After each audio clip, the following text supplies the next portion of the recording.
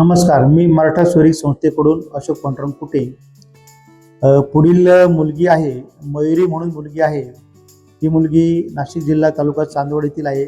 मुलीचं बी आर्किटेक्ट झालंय, पुन्हा त्यानंतर MBA झालंय, BIM झालंय आणि ती वास्तुशास्त्र स्पेशालिस्ट त्यांनी कोर्स केलेला आहे वास्तुशास्त्राचा. जन्मतारीख 96 असून वय तिचं 28 आहे. सध्या ते नाशिक या ठिकाणी राहतात आणि ती मुलगी पुण्यामध्ये वडगाव शहरी या ठिकाणी ती जॉब करत आहे. त्यांना अपेक्षा इंजिनियर मुलगा पाहिजे ही अपेक्षा आहे.